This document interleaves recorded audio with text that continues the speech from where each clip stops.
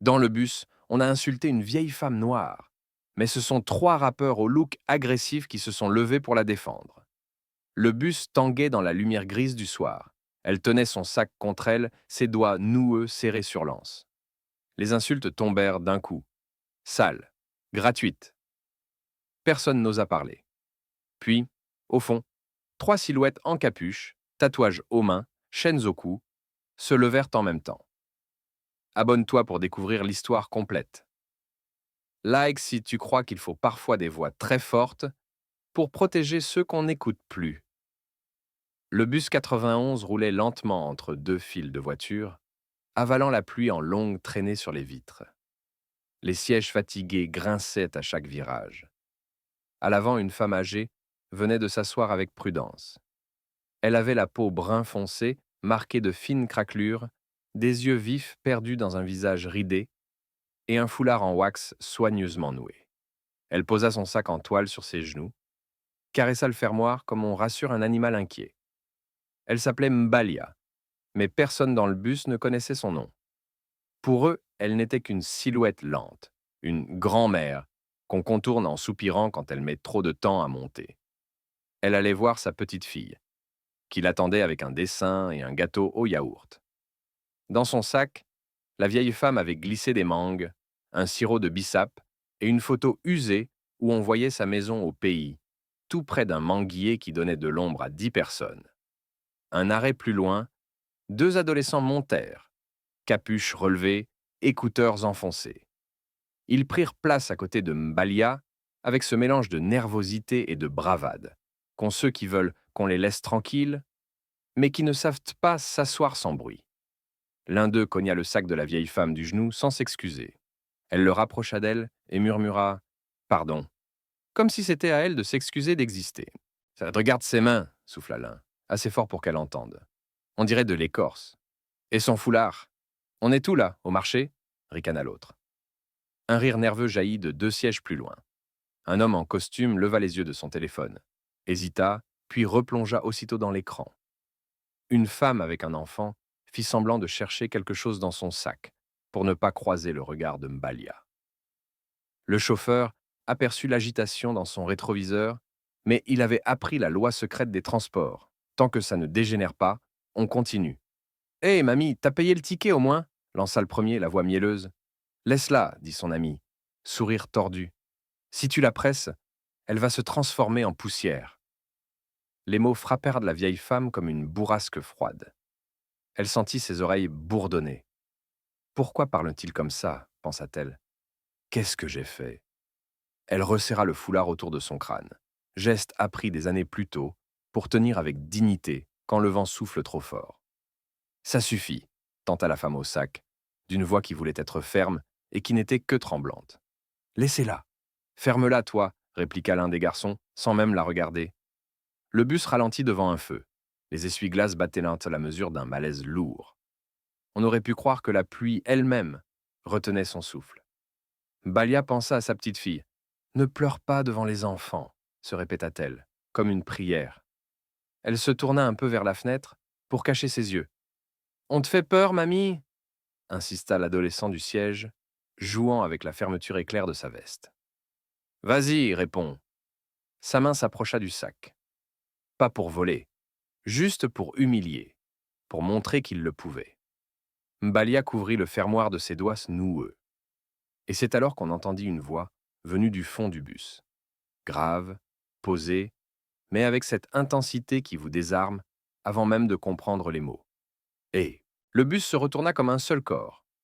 Trois silhouettes s'étaient relevées en même temps de la banquette arrière. Trois rappeurs, on l'aurait juré à leur look. Capuches sombres, survestes oversize, chaînes épaisses, tatouages qui couraient sur les mains et disparaissaient en sous les manches. Le premier portait des dreadlocks rassemblés en queue haute, un anneau à la narine et un regard d'ambre. Le second avait des tresses serrées, un hoodie noir barré du nom d'un collectif qu'on voyait partout sur les affiches de la ville. Le troisième, massif, barbe de quelques jours, portait un bob et une parka trop grande, les yeux calmes d'un rocher dans la tempête. Il n'avait pas crié. Il n'avait pas joué des épaules. Il s'était simplement levé. Et rien que ça avait fait trembler l'air. Ça va, maman? Demanda celui au dreadlock, en s'adressant à Mbalia, avec un respect qui contrastait violemment avec les rires moqueurs d'à côté. Elle leva les yeux, surprise. Dans ce maman, il n'y avait pas de condescendance. Seulement la manière de parler de ceux qui ont appris que la rue peut être une famille, quand la famille aime ses loin. Oui, oui, mon fils, souffla-t-elle, la voix cassée par l'émotion. Le deuxième, hoodie noir, s'adressa aux adolescents. Vous vous croyez drôle? Vous parlez à ma mère comme ça? Ta mère, ricanèrent-ils, bravage par réflexe. Oui, intervint le troisième, massif, en avançant d'un pas. Ici, les mamans, on les respecte. Même si c'est pas la tienne. Surtout si c'est pas la tienne. Un silence compact s'abattit sur le bus. Les grincements, la pluie, le clignotant, tout sembla se mettre en sourdine. L'homme en costume releva enfin la tête. La femme au sac se redressa. Le chauffeur regarda dans le rétro, prêt à dire quelque chose, mais se tut. On venait d'installer une autre loi dans le bus. On parle pas comme ça aux anciens, continua calmement le hoodie noir. Ça te coûte quoi de te taire et d'apprendre? L'adolescent baissa d'1 millimètre le menton, hésitant entre l'imitation des grands qui humilient et l'instinct ancien qui dit de respecter quand la vraie force se présente. Son ami souffla. C'est bon, on rigolait. Personne n'a ri, dit le massif. T'as entendu un rire, toi? Au fond, quelqu'un lâcha un nom, presque reconnaissant. La tension se fissura. Les trois rappeurs ne s'étaient toujours pas approchés des garçons.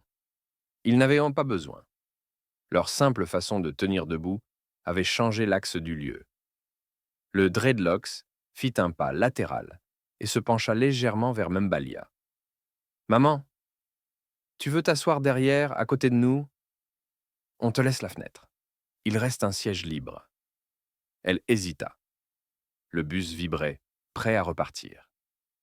Autour, des regards se détournaient enfin de sa douleur, comme on recule devant un feu qu'on a laissé prendre. Le hoodie noir ajouta doucement. On t'accompagne jusqu'à ton arrêt. Promis. Les adolescents fixèrent le sol. L'un marmonna quelque chose qui ressemblait à un pardon qu'on n'a pas encore appris à prononcer.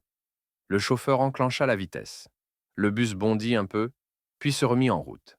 Mumbalia se leva lentement. Ses genoux craquèrent, ses doigts se crispèrent sur la poignée du siège. Le massif avança sa main, paume ouverte, sans toucher. Un geste d'offre, pas d'appropriation. Elle posa ses doigts sur cette main grande comme une assiette, s'aida à se relever et fit quelques pas jusqu'à la banquette du fond. Elle s'assit. Les trois silhouettes formèrent naturellement un petit rempart autour d'elle. L'un côté couloir, l'autre devant comme par avant. Le troisième côté fenêtre. Elle déposa son sac sur ses genoux. Le dreadlock sourit. « Tu vas où, maman ?»« Chez ma petite fille, répondit-elle, et sa voix avait déjà repris un peu de lumière. Je lui apporte des mangues. Alors on va veiller sur les mangues, dit le hoodie. Faut pas qu'elle prenne des coups dans ce bus. Un éclat de rire, spontané, léger, monta de 2 places plus loin. Pas un rire moqueur, un rire qui libère. L'homme au costume se racla la gorge. Madame, si vous voulez, je peux descendre avec vous si c'est le soir. C'est bon, t'inquiète, ma tonton, répondit le massif sans agressivité. On gère. Le bus 91 continua sa route sous la pluie. Les adolescents se tassèrent. Leurs épaules s'étaient soudain faites plus petites. Le chauffeur jeta un coup d'œil dans le rétroviseur, et pour la première fois depuis des minutes interminables, il se permit un petit sourire. Mbalia, au fond, serra son sac et regarda dehors. Les lumières de la ville se reflétaient en coulées dorées sur le bitume. À côté d'elle, ces trois garçons au look agressif n'avaient rien de menaçant. Ils étaient la digue qu'on n'attend jamais, et qui vous sauve pourtant de la crue. Elle chuchota, sans savoir si quelqu'un l'entendrait. « Merci, mes fils. » Le dreadlock se tourna comme s'il avait perçu le murmure. « On est là, maman. » Le bus freina pour un nouvel arrêt. 2 sièges se libérèrent. Les 3 rappeurs restèrent debout. Ils n'avaient pas fini. Le contraste était posé. La suite, elle, allait montrer de quoi leur voix était faite. Pas de fracas, de respect. Le bus reprit sa route, cahotant dans les flaques. L'ambiance s'était calmée, mais un silence dense continuait de régner, lourd comme une nappe qu'on n'ose pas soulever. Les 3 rappeurs restèrent debout, gardant leur posture de rempart autour de Mumbalia. Elle, recroquevillée sur son sac de mangue, jetait parfois des regards rapides vers eux, mélange de gratitude et d'incrédulité. Pourtant, l'histoire n'était pas finie. 2 rangs plus loin, un homme moustachu, veste usée, prit la parole d'une voix goguenarde. Hé oh! Vous vous croyez où, là? C'est pas une scène de clip. Laissez ces jeunes faire leurs blagues. Ça fait partie de la vie. Un rire sec, forcé, jaillit de sa propre gorge. Quelques voyageurs baissèrent la tête. Le costume, celui qui avait replongé dans son téléphone tout à l'heure, sursauta, comme s'il craignait que le conflit ne redémarre. Le dreadlocks pivota doucement. Son regard ambré se posa sur le moustachu. Pas de cri, pas de menace. Seulement une intensité qui traversait le silence. Tu trouves ça drôle, tonton? Qu'on humilie une maman dans le bus? Le moustachu ricana encore, un peu moins assuré. Mais arrête, c'est des mots. Elle est grande, elle sait encaisser. Le hoodie noir fit un pas, appuyant chaque syllabe comme une base dans une chanson. Tu veux dire qu'il faut s'habituer à être humilié?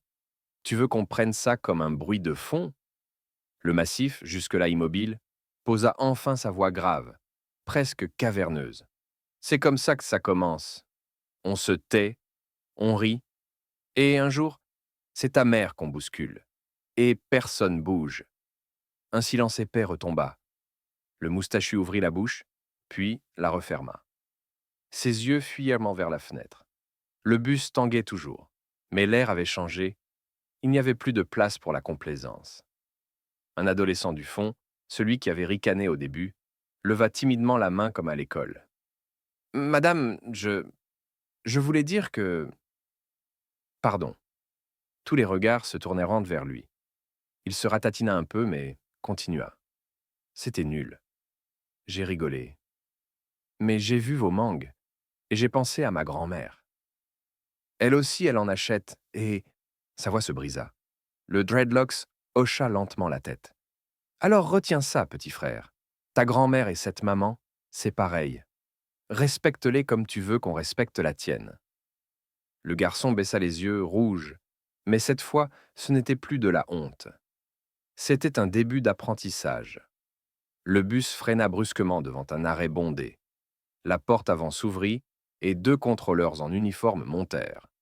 Le chauffeur leur fit signe du menton vers l'arrière, là où la tension flottait encore. « Qu'est-ce qu'il se passe ici ?» lança le premier, grand, veste fluo. « Rien, on protège », répondit le hoodie noir calmement. Les contrôleurs échangèrent un regard. Le plus petit, méfiant, s'approcha d'un des adolescents qui avait lancé les insultes. « C'est toi qui fais du grabuge !»« Non, monsieur !»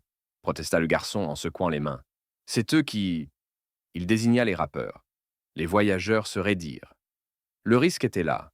L'autorité pouvait basculer du mauvais côté, confondre les rôles. Mais cette fois, plusieurs voix s'élevèrent en même temps. La femme au sac, le costume, même l'adolescent qui avait demandé pardon. « C'est pas eux! C'est grâce à eux que ça s'est calmé! Ils ont défendu la dame !» Les contrôleurs, surpris, reculèrent d'un pas. L'un d'eux se tourna vers Mumbalia. « C'est vrai, madame ?» Elle se leva lentement, s'appuyant au bras du massif qui l'aida à se redresser. Sa voix tremblait, mais ses mots étaient clairs. « C'est mes fils qui m'ont protégé, pas mes fils de sang, mais mes fils quand même. » Le silence tomba encore une fois, et cette fois, il n'était plus lourd. Il était respectueux. Les contrôleurs hochèrent sur la tête. « Très bien, continuez votre route. Et merci, messieurs. » Ils descendirent du bus, laissant derrière eux un murmure soulagé. Le chauffeur lança le moteur, ses yeux brillants dans le rétro. Le massif se rassit enfin, laissant un peu d'espace à Mbalia. Le dreadlocks lui adressa un sourire doux, presque enfantin, malgré sa carrure. « Tu vois, maman, t'es pas seule. Pas quand on est là. » Elle hocha la tête, les larmes aux yeux. Elle se pencha un peu vers lui et, d'une voix basse, dit « Dieu bénisse tes pas, mon fils. » Le hoodie leva sa main, fit un signe qui ressemblait à un salut de scène, mais qui vibrait d'un respect sincère. « Et toi, maman, bénis-nous pour qu'on n'oublie pas pourquoi on fait du bruit. Pas juste pour la musique, pour qu'on entende les vrais. » Le bus reprit sa cadence dans la nuit mouillée. Mais à l'intérieur, personne ne regardait plus Mbalia comme avant. Elle n'était plus la vieille dame du bus. Elle était la mère de tous ceux qui avaient enfin levé la tête. Le bus poursuivait son trajet, avalant les kilomètres de bitume comme s'il voulait effacer ce qui venait de se passer. Les lumières de la ville défilaient derrière les vitres embuées, dessinant des éclats mouvants sur les visages. Mbalia serrait encore son sac de toile contre elle. Mais son souffle était plus calme. Elle avait retrouvé une part de sa dignité, rendue par ces trois jeunes qu'elle n'avait jamais vus auparavant. Les adolescents qui l'avaient humiliée étaient désormais muets, recroquevillés sur leur siège, comme s'ils avaient rapetissé d'un coup. Leurs épaules semblaient plus lourdes que leur sac à dos. De temps en temps, l'un d'eux lançait un regard furtif vers les rappeurs, mais se ravisait aussitôt, la tête basse. Les trois protecteurs, eux, restaient debout. Ils parlaient à voix basse entre eux, comme s'ils se coordonnaient sans mots superflus. Par moments, un sourire échappait, brisant leur air redoutable. Le Dreadlocks, celui qui avait parlé le premier, glissa un œil vers Mbalia. « Encore 2 arrêts, maman ?»« Oui, » répondit-elle doucement. « 2 arrêts. Et je retrouve ma petite fille. » Un silence plus doux suivit, ponctué seulement par le ronflement du moteur. Le bus ralentit brusquement. Le haut-parleur grésilla. Prochain arrêt, rue des Lilas. C'était le sien. Balia se leva lentement, ses genoux tremblants. Instinctivement, les trois rappeurs se placèrent autour d'elle, comme un cortège improvisé. L'un devant, l'autre derrière, le troisième tenant discrètement son coude pour l'aider à descendre la marche. Le chauffeur observa la scène dans son rétroviseur. Pour la première fois de la soirée, il sourit franchement et lança « Bonne soirée, madame. » Et « Respect, messieurs. » Le bus s'arrêta. Les portes s'ouvrirent dans un souffle. La pluie tombait toujours, fine, glaciale. Les rappeurs l'accompagnant jusqu'au trottoir, leurs capuches relevées contre le vent. Les voyageurs restés à l'intérieur observaient, silencieux, certains avec un pincement de honte, d'autres avec une admiration nouvelle. Sur le trottoir, Mbalia se tourna vers eux. Son foulard était humide, mais son regard brillait d'une intensité que même la pluie ne pouvait éteindre. « Mes fils, je n'ai rien à vous donner. Rien, sauf mes bénédictions. Que vos voix soient entendues plus fort que les insultes de ce monde. » Le Dreadlocks sourit, un sourire large qui fendit l'image intimidante qu'il renvoyait. « C'est déjà tout ce qu'on veut, maman, que nos voix servent. » Le hoodie ajouta « On rappe pour qu'on n'oublie pas ça. La rue, c'est dur. Mais si on n'apprend pas à protéger, alors on ne vaut rien. » Le massif, qui n'avait presque pas parlé jusque-là, posa une main immense sur le cœur, puis sur son front. Un geste simple, mais qui disait tout. Respect, promesse, fidélité. Au bout de la rue, une petite silhouette apparut sous un parapluie trop grand pour elle. C'était la petite fille de Mbalia, courant maladroitement pour rejoindre sa grand-mère. En apercevant les trois jeunes, elle ralentit, intriguée. Mbalia tendit les bras, et la fillette se précipita, serrant sa grand-mère contre elle. Les rappeurs reculèrent d'un pas, laissant à la scène sa pureté. Le Dreadlocks fit un signe à l'enfant, qui, sans comprendre, leva timidement la main en retour. Le hoodie éclata d'un petit rire attendri. « Allez, maman, file avec ta princesse. Nous, on a un bus à reprendre. » Mbalia hocha la tête, les larmes aux yeux. « Que Dieu vous garde !» Elle s'éloigna avec sa petite fille, leurs pas s'enfonçant dans la pluie. Les trois rappeurs remontèrent dans le bus, trempés, mais droits. Cette fois, personne n'osa détourner les yeux. Un silence respectueux les accompagna jusqu'à leur place du fond. Même les adolescents humiliés baissèrent davantage la tête, incapables de soutenir leur regard. Le bus reprit sa route. Mais l'atmosphère avait changé. Ce qui avait commencé comme une scène d'humiliation s'était transformé en leçon collective. Tous savaient que ce qu'ils venaient de voir, ils ne l'oublieraient pas. Parfois, ceux qu'on craint à cause de leur apparence, tatouages, chaînes, capuches, portent en eux une force qui ne sert pas à détruire, mais à protéger. Et il suffit qu'ils se lèvent une fois pour rappeler à tout un bus qu'on ne mesure pas un homme à ses habits, mais à la dignité qu'il choisit de défendre. Abonne-toi pour d'autres histoires où le courage se cache derrière des silhouettes inattendues. Mets un like si toi aussi tu crois que la vraie force, c'est de protéger les plus fragiles. Et dis-nous en commentaire, as-tu déjà vu quelqu'un qu'on jugeait dur agir avec plus de cœur que tous les autres?